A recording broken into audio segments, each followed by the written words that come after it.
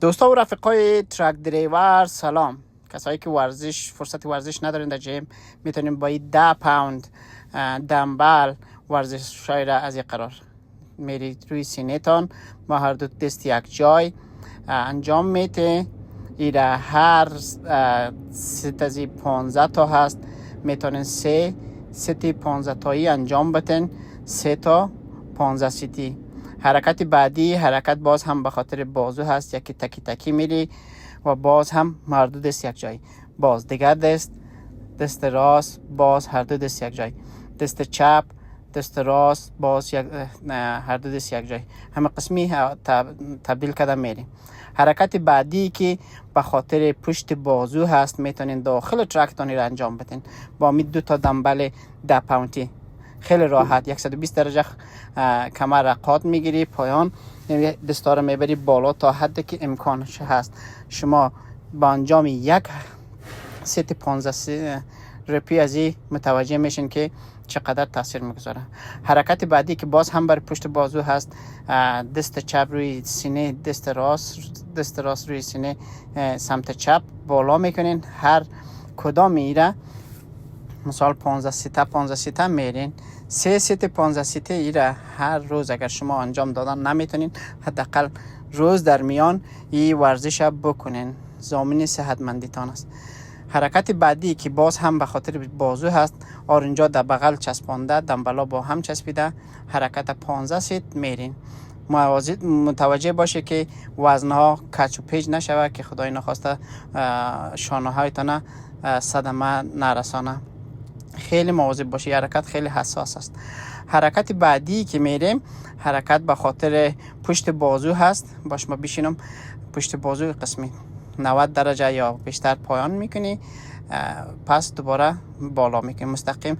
دستانه راست نسازه که احتمال داره که آرنجایتان صدمه ببینه. حرکت بعدی باز هم به خاطر بازو هست. آرنج از روی ران تان میمانین، پایاد زمین تکیه کدگی، همه قسمی پایان میری بالا دنبل میزنی، ولی متوجه باشین دستانه کلان راست نکنین که آرنجتان صدمه میبینه. 15 ست که یک دست انجام دادین، بعد دست بعدی را همین کار میکنین. 3 ست 15 تایی هر روز اگر نمیتونین روز در میانی ورزش بکنین، واقعا برای صحتتان مفید است.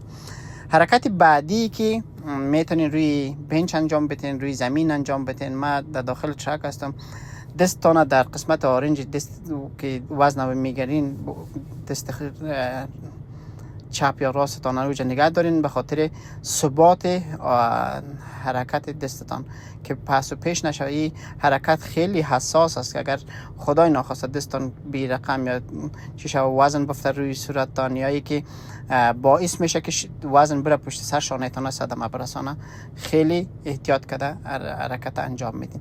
حرکت ساده هست، زیاد مشکل نیست، میتونین انجام بدین. هر کدام دستتان میتونین شما 15 حرکت برای پشت بازو برین. این قسمت بازو شما بعد از حرکت رفتن متوجه میشین. حرکت بعدی وزنا رو به هم چسبانده میگیرین، راست حرکت پشت شانه هست. 3 ست 15 تایی رو انجام میدین.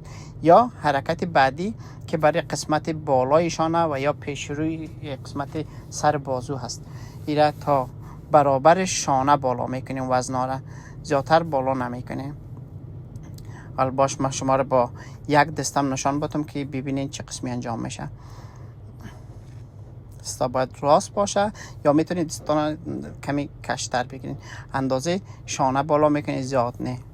شما میتونید دست دیگه تانه در یک جای تکیه بتین، اگر دیواری هست یا دستگیری هست یا انواری هست